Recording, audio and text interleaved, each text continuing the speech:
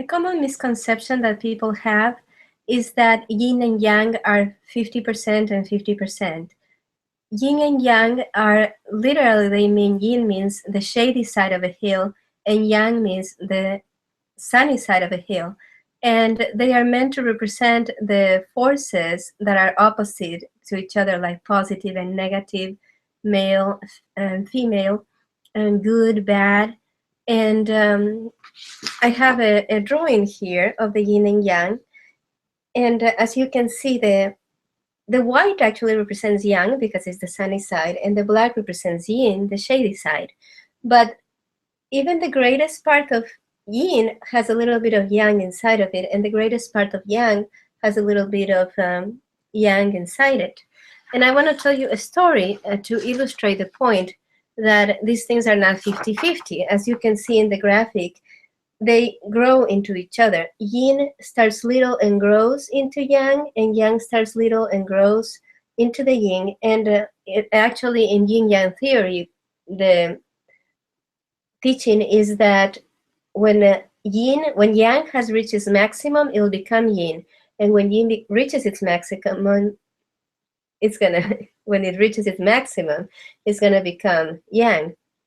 And I want to tell you a story to illustrate this fact that things are not 50%. It's not like a pendulum. I usually do my grocery shopping at a Whole Foods restaurant that started out as a food co-op, and I find that people there are usually very, very kind and helpful towards one another. And this applies both to the staff and also to the patrons. Most patrons there are really super nice with each other. And I'm used to this. And you could say that I take it for granted, right?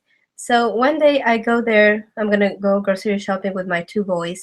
And they also have a hot bar that's really good. So I'm there, and the children are really, really hungry. And there's a woman there that is standing in front of the hot bar. And this hot bar has like 4 columns of food so that 4 people could be serving themselves their food and moving along on the line. But this woman, she's set up 2 large containers of food in front of the hot bar. And she's centered herself so nobody else can have access to the hot bar. And she's serving from all the different trays onto the containers that she has. So she's basically hoarding the hot bar. And my children and I are there waiting, so we're standing there. And to save a little time, I start reading the description of the foods to the children so they can make their choices and serve themselves a little faster.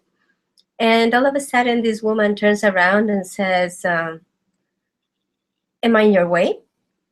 And my first instinct was to say, oh no, go on, you're not in my way. But the truth is that she was hoarding the hot bar and she was in my way. And so I said, well, you are a little bit, but I can wait. I'm not in a hurry. And I was really polite about it. And then she gets really angry and she starts saying, because you're there standing and pushing me. And I hadn't even touched her. And in other circumstances, I might let it go, but I will never let anything pass that my children are present. I don't want them to see anybody push their mother around, because I don't want them to learn that about their lives, that they should let other people push them around. And so I was very firm, and I told her, I have done anything to you. I have done nothing to you. I'm here standing patiently waiting for you. I have not even touched you. And she insisted and said, yes, you pushed me. And I didn't. I hadn't even moved. And then she made this pout with her mouth, and she left, and that was the end of it. And I felt a little bit of adrenaline rushing.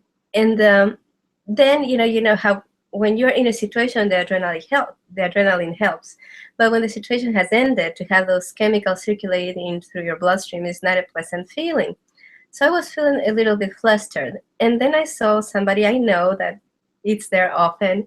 And she came to me, and she was so loving, and she hugged me, and it was fantastic. And then I started noticing, because of this bad moment I had with this one woman, I started noticing everybody who was kind to me. And I decided, as an exercise of yin and yang, to just count how many people were really nice to me during my eating and shopping experience there at this health food store.